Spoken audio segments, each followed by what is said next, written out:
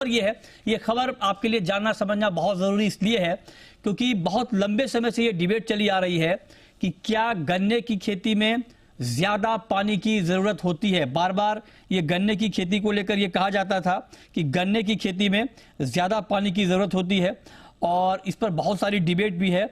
लेकिन और गन्ने के ऊपर ये तोहमत लगती थी कि शुगर केन की जो खेती है वाटर गजलिंग है, मतलब ज़्यादा पानी लेता है, सोखता है। लेकिन एक नई स्टडी हुई है जो इस्मा ने करवाई है और ये स्टडी है, आपको बता दें कि Indian institute of sugarcane research, इनकी एक स्टडी आई है जिसमें यह कहा गया है कि गन्ने की खेती में बाकी क्रॉप के मुकाबले कम पानी की ज़रूरत होती है और गन्ने की खेती में हर महीने 1313 क्यूबिक मीटर प्रति हेक्टेयर पानी की ज़रूरत होती है और जबकि धान और गेहूं की खेती में हर महीने 1600 क्यूबिक मीटर से ज़्यादा पानी की ज़रूरत होती है प्रति हेक्टेयर। तो ये खुलासा हुआ इस रिपोर्ट में। इसका मतलब क्या है, इस पर बात करने के लिए हमारे साथ इस्मा के डीजी दीपक बल्लानी साहब जुड़ रहे हैं। दीपक जी, बहुत स्वागत है आपका जी बिजनेस पर। मेरा सबसे पहला सवाल आपसे ये होगा कि एक बड़ी रिपोर्ट आपने जारी की है शुगर केन की खेती को लेकर, गन्ने की खेती को लेकर, क्या फाइंडिंग्स हैं, अगर आप थोड़ा डिटेल में हमारे ऑडियंस को बता पाए तो। जी नमस्कार मृत्युंजय जी। ये रिसर्च जैसे अभी आपने बोला कि ये एक मिथ है, एक हमेशा हमको सुनने में आता है कि गन्ना बहुत पानी खाता है या वाटर गजलर क्रॉप है। तो इस्मा ने पिछले साल ये स्टडी कॉन्स्टिट्यूट की ICAR लखनऊ से, और इसका क्योंकि हर जगह का सॉइल का जो फीचर है और उसकी रिक्वायरमेंट है वो अलग है, तो ये जो हमारा एक्सपेरिमेंट हुआ ये लखनऊ में, कोयम्बटूर में, करनाल हरियाणा, बेलगावी कर्नाटका, प्रवरानगर महाराष्ट्र और पावरखेड़ा MP, ये 6 जगह हमारा एक्सपेरिमेंट हुआ।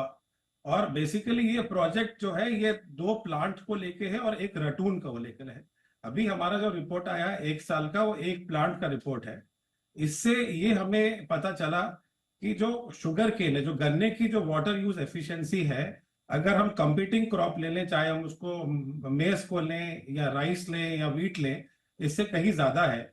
और वाटर प्रोडक्टिविटी जो है लगभग 7 किलो पर क्यूबिक मीटर जो इसकी प्रोडक्टिविटी है। और अगर हम दूसरा अगर हम देखें मेज को और हम राइस को देखें तो बाय एंड लार्ज 1 kg के हिसाब से पर क्यूबिक मीटर इसकी वाटर प्रोडक्टिविटी है। तो जैसे अभी आपने भी बताया कि लगभग 1600 लीटर जो है टोटल जो पानी यूज होता है पर क्यूबिक मीटर पर मंथ, गन्ने में लगभग 1300 लीटर यूज होता है और मेज में लगभग 1600 है। तो अगर हम इसका मोटा मोटा अगर हम देखें, मान लीजिए अगर हमें 1 लीटर इथेनॉल बनाना है तो उसके लिए हमें शुगर केन में लगभग 2000 लीटर चाहिए, और अगर हम मेज देखेंगे तो इसमें लगभग 3500 लीटर चाहिए, और वहीं लगभग राइस में देखें तो 3400 लीटर चाहिए।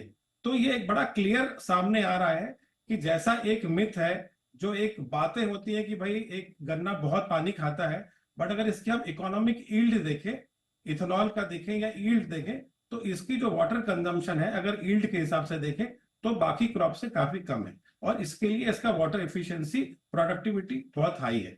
अच्छा, तो आप कह रहे हैं कम पानी में ज्यादा प्रोडक्टिविटी है, तो इसका मतलब क्या समझें सर? क्योंकि बार बार ये चर्चा होती थी कि भाई गन्ने पे बहुत ज्यादा गन्ने में पानी इस्तेमाल होता है, तो अब इसका इम्पैक्ट क्या होगा? इस रिपोर्ट का इम्पैक्ट आगे क्या देख रहे हैं आप गन्ने की खेती पर?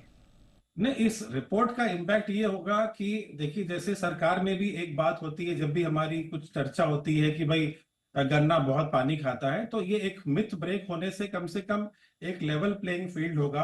हम और भी किसानों को एनकरेज कर सकते हैं, उनको मोटिवेट कर सकते हैं गन्ना उपजाने के लिए, क्योंकि आपको पता है गन्ना एक ऐसा क्रॉप है जो डायरेक्टली मिल वाले भुगतान किसानों को 14 दिन के अंदर करते हैं। इसका बिल्कुल इमीडिएट पेमेंट होता है और ये बहुत प्रोडक्टिव और बहुत इनकम प्रूफ फार्मर के लिए क्रॉप है।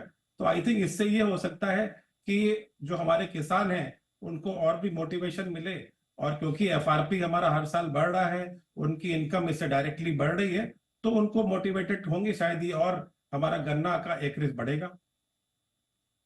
सर, ये आपने कहा कि गन्ने की खेती करने के लिए किसान प्रोत्साहित होंगे और इसकी जरूरत भी है, क्योंकि अब सरकार की प्लानिंग है कि पेट्रोल के बाद डीजल में भी इथेनॉल ब्लेंडिंग होगी। 5% की बात अभी हो रही है और ज्यादा गन्ना चाहिए होगा। तो वो ठीक है, लेकिन मतलब गन्ने की खेती के लिए प्रोत्साहित हों। हम लगभग 80 to 85 तक ले जाएं, हम रिकवरी पे कैसे इसको बढ़ाएं और एकरेज पे करें। अगर हम ये 3 पैरामीटर पे काम करते हैं तो हमें गन्ना ज्यादा मिलेगा, उससे हमारा इथेनॉल भी प्रोडक्शन होगा और हमारा शुगर कंजम्पशन भी, शुगर प्रोडक्शन भी बढ़ेगा। तो आई थिंक ये 3-4 पैरामीटर के ऊपर अगर हम काम करेंगे तो इससे काफी फायदा होगा पूरी इकोसिस्टम को। तैयार है सर 20% एथेनॉल पेट्रोल में सप्लाई करने के लिए, 5% डीजल में सप्लाई करने के लिए पर्याप्त सप्लाई है आपके फ्रंट पे? देखिए 20% में लगभग 1000 करोड़ लीटर का इथेनॉल रिक्वायरमेंट है पेट्रोल ब्लेंडिंग में। उसमें आज शुगर इंडस्ट्री के पास लगभग 850 करोड़ लीटर की कैपेसिटी है। इस साल भी हमने गवर्नमेंट को प्रपोज किया है कि हम लोग लगभग 450 करोड़ लीटर मिनिमम हम बना सकते हैं। एक अभी मुद्दा जो गवर्नमेंट के सामने है वो ये है कि जो 2 साल से हमारे इथेनॉल की प्राइस जो रिवाइजन नहीं हुई है, जो एफआरपी जब भी इंक्रीज होता था तो एक इथेनॉल की प्राइस भी बढ़ती थी, उसका रिवीजन और करेक्शन नहीं हुआ है। अगर वो भी करेक्शन हो जाएगा तो मुझे लगता है हम 55% के आसपास जो इथेनॉल रिक्वायरमेंट होगी वो शुगर इंडस्ट्री दे सकती है। सर एथेनॉल के दाम कुछ बढ़ने वाले हैं, कुछ बातचीत हुई है आपकी सरकार से? नहीं, सरकार इस पे बिल्कुल चर्चा कर रही है और हमें पूरी उम्मीद है कि सरकार इस पे बिल्कुल कुछ ना कुछ पॉजिटिव डिसीजन लेगी। शुक्रिया दीपक जी आपका हमारे साथ जुड़ने के लिए और इन तमाम मुद्दों पर खुलकर बात करने के लिए। तो ये थे दीपक बल्लानी, इस्मा के डीजी, जिन्होंने बहुत डिटेल में बताया कि जो नई रिपोर्ट आई है उसका मतलब है क्या। छोटा सा ब्रेक, तुरंत लौट।